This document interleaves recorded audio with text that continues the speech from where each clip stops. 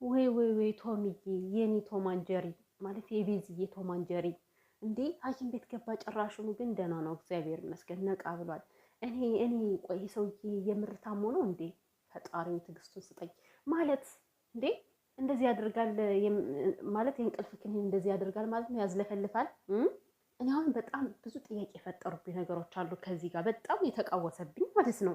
በቅድሚያ ግን የኔ ውድ ቤተሰቦች የማርኬና የቤዚ ቤተሰቦች እንዴት ናችሁልኝ? ደህና ናችሁ አላችሁልኝ? አለው እግዚአብሔር ይመስገን። እናንተን በያላችሁበት ሰላምና ፍቅር ብዝት ትረፍ ይበልልኝ።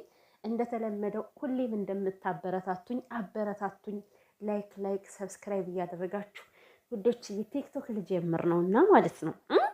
ቲክቶክ ላይ ታበረታቱኛላችሁ ወይንስ አታበረታቱኝም እንዴ?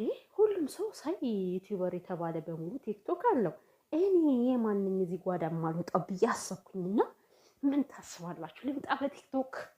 የምሬን እኮ ነው። ቲክቶክ ከመጣው ቃውጤ ነው የምሆነው እና እየባሰ ከዚህ ያለውን ስራ ነው የምሰራው። እንደዚህ እንዳታስቡ እብድን በጣም ማለት የመዳመት ስራ ልረሳው እችላለሁ ብዬ እያሰብኩ ነው። ግን ምን ትሉኛላችሁ? ልምጣ ቲክቶክ? ታበረታቱኛላችሁ? የምሬን እኮ ነው። ከጎንሽ ነን ካላችሁኝ ካች አለኝ እኮ ቲክቶክ 6000 ምናምን ያለው አለኝ። በዚህ አጋጣሚ ግን አልጠቀምበትም ነው እና ውድ ቤተሰቦቼ ማለት ነው እንግዲህ ወደ ወሬያችንን እንግባ። እስኪ አሁን ግራ ያጋባኝ ነገር ከዚህ በፊት ቻይኒትን ታስታውሳላችሁ? እንደው የማርክና የቤዚ ፍቅር እኮ ማለት ነው እንደው ተቃውሞ የበዛበት ሴቶች መጥተው መግባት ማደበላለቅ አንድ ሳምንት ቤዚና ማርኬ ቆንጆ የፍቅር ጊዜ አሳልፈው በሳምንቱ ደግሞ ይመጣሉ ሴቶች ቀንዳቸውን አሽለው እነዚህ ቀንዳሞች ማለት ነው። እና አሁን ቻይኒትን ያስታወስኩበት አንድ ነገር አለ።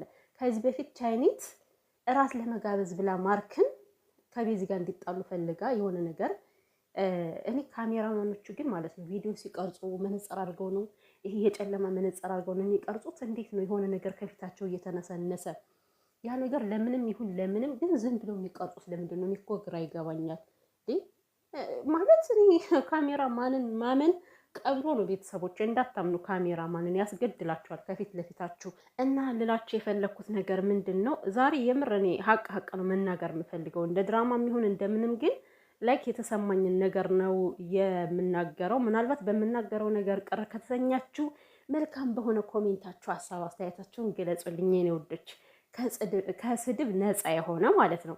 እና ያቺ ልጅ ከዚህ በፊት ነስነስ አድርጋ ከማርክ እንዲነቀነቅ አድርጋ ምናምን መድኃኒት አስገብታበት ማርክ ሲጠጣው ወዲያው ፌንት ሰራ። እንደውም እሱ አረፋን የደፈቀው እኮ ቶሚ ምንም አልሆንም። እንደው ከዛው ላይ ዘለግለግ ያለው ቶሚ።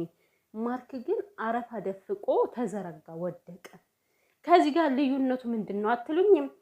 ቶሚ ሐኪም ቤት ገብቶ አሁንም ሐኪም ቤት አለ፣ ይኸው ቦሚት እያደረገው ነው።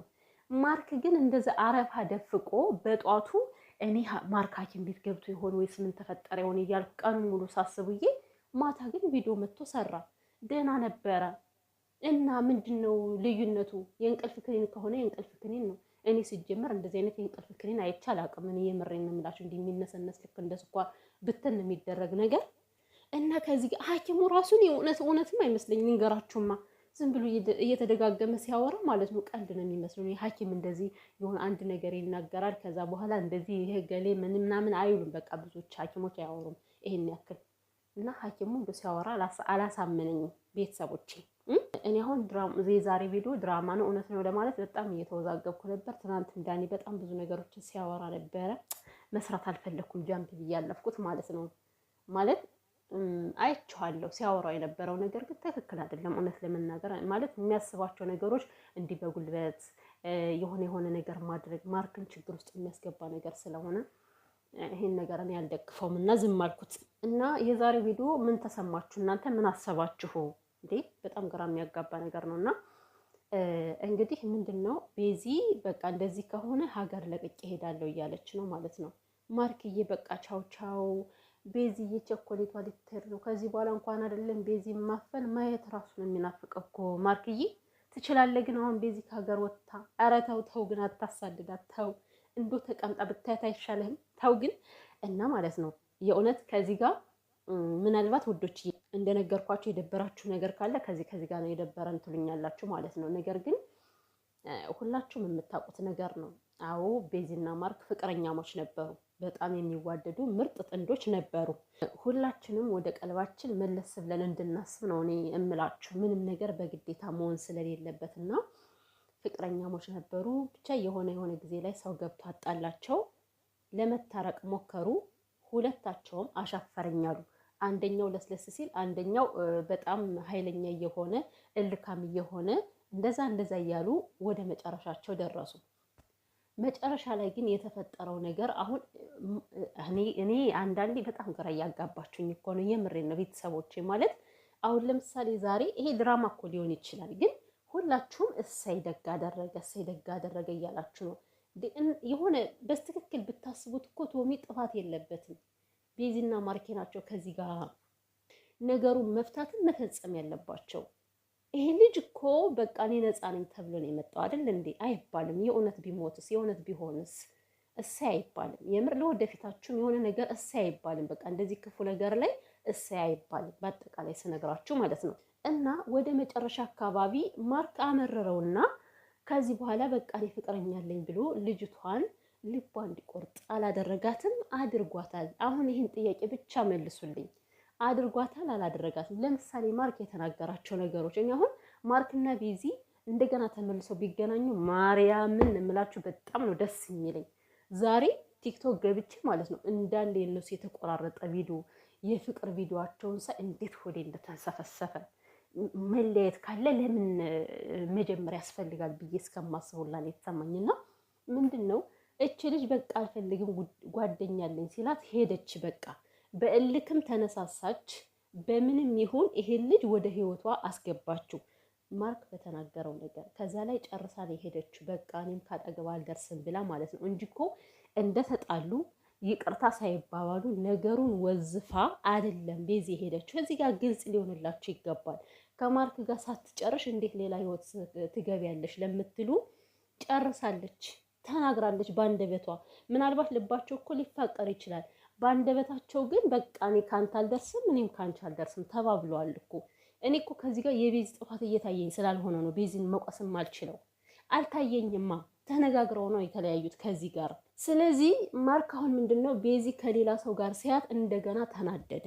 እኔ አሁን እልክ ነው ፍቅር ነው ማርክዬ ምንድን ነው አስረዳን እስኪ። የምር እልክ ይዞ ሆኖ እንደዚህ የምትሆነው እሺ? ለመጨረሻ ጊዜ እኔ እንዳማራጭ የምጠቀመው ማለት ነው ለመጨረሻ ጊዜ ማርክ ቤዚን ማድረግ ያለበት ምንድን ነው እንዲህ በተንኮል በክፋት አይደለም ወንድሜ። ይሄ ነገር ላንተ አይጠቅምህም። እውነት ማርክዬ እንደዚህ አታድርግ። በቃ መልካም ሰው እንደሆንክ መልካም ሰው ሆነ መቀጠል አለብህ። እና ማድረግ ያለብህ እስካሁን ድረስ እየተገናኛችሁ እኔ አልፈልግም አንተም የራስን ህይወት ጀምር ምናምን እየተባባላችሁ ነው አይደለ?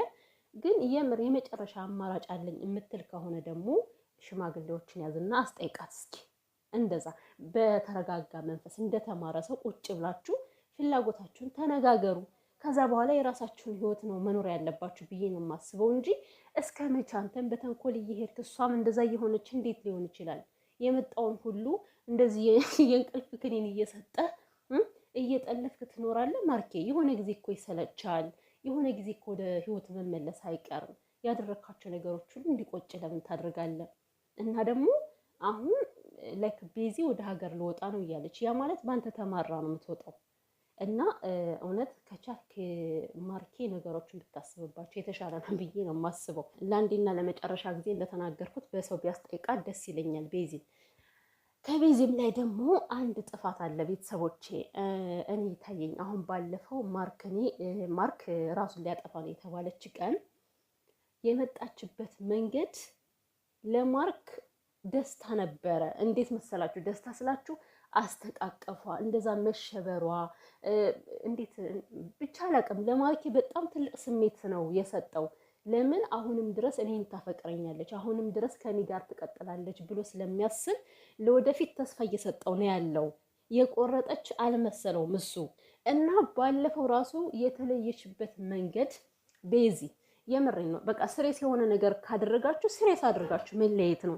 ይሄ ውዝፍ ያለ ነገር መተው አያስፈልግም።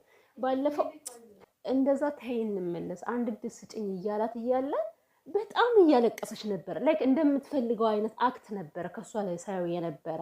የምር ቆርጠሽ ከሆነ እኮ ቤዚ እንደዛ ማልቀስ እኮ አይጠበቅብሽም ነበር። ከምሬ ነው። ላይክ በቃ ውስጥሽ ላይ ፍቅር ቢኖርም እንኳን እንደማትመለሽ ከገባሽ እንደዛ አይነት ኢሞሽናል ሆነሽ ለማርክ ማሳየት አይጠበቅብሽም ነበር። ከዛ አንጻር ነው ማርክ አሁን ይህን ነገር እያደረገ ያለው አንድ ቀን ትመለሳለች በሚለው ይመስለኛል። ቁርጥ ያለ ነገር ከተነጋገራችሁ ቁርጥ ያለ ነገር ተነጋግራችሁ እሱም የራሱን ህይወት እንዲኖር የራሱን ህይወት እንዲመራ መሆን አለበት። ከእህቱም ላይ የማየው ስሜት አለ። የእህቱማ ጭራሹን ማርኬ ወደ ቤዚ እንዲመለስ አይነት ስሜት ነው የምታሳየው ማለት ነው። ስለዚህ ከዚህ አንጻር ስለሆነ ማርክ እንደዚህ እየሆነ ያለው ወይ ቁርጥ ያለ ነገር ተነጋገሩ፣ ካልሆነ ግን በእንደዚህ አይነት ሁኔታ የሆነ ቀን እኔ ህይወታችሁ እንዳይጠፋፋ እየፈራውላችሁ ነው። እውነት እንዴ ምን ጉድ ነው?